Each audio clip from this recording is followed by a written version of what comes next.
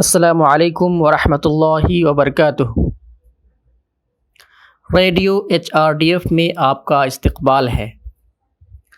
انسانی حقوق کے لیے لڑنے والی دنیا کی صف اول کی تنظیم ایمنسٹی انٹرنیشنل نے بھارت میں اپنی کارروائیاں بند کر دی ہیں۔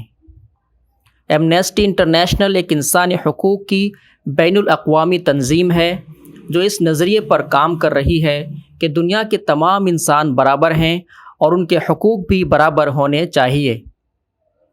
اس تنظیم کی بنیاد 1961 میں لندن میں رکھی گئی تھی۔ ایمنسٹی دنیا کے تمام ممالک میں سرگرم ہیں۔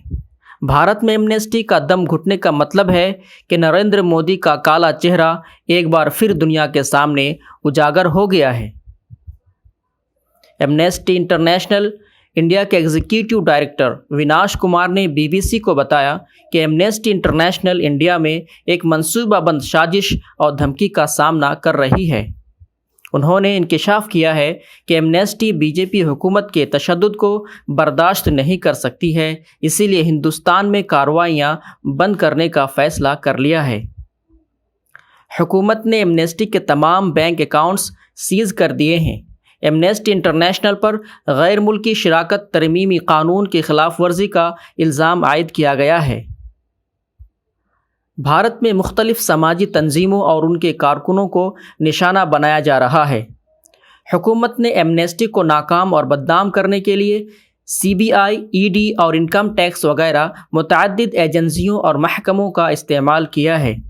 ایمنسٹی نے اپنے رپورٹ میں یہ انکشاف کیا ہے کہ دہلی میں جو مسلم مخالف فسادات ہوئے ہیں اس میں دہلی پولیس کی براہ راست مداخلت میں یہ دیکھا گیا ہے کہ اس میں پولیس کی طرف سے انسانی حقوق کی وحشیانہ خلاف ورزی کی گئی تھی۔ ایمنسٹی انٹرنیشنل نے کشمیر میں حکومتی دہشت گردی اور انسانی حقوق کی پامالیوں کی شدید مذمت کی ہے۔ اس طرح کی مداخلتیں اور اطلاعات حکومت کی پریشانی کا سبب ہیں۔ ایمنسٹی انٹرنیشنل نے کہا، اس سے ہمارے انسانی حقوق کے کام ختم نہیں ہوں گے اور حکومت کی مخالفت ہمیں خاموش نہیں کر سکے گی۔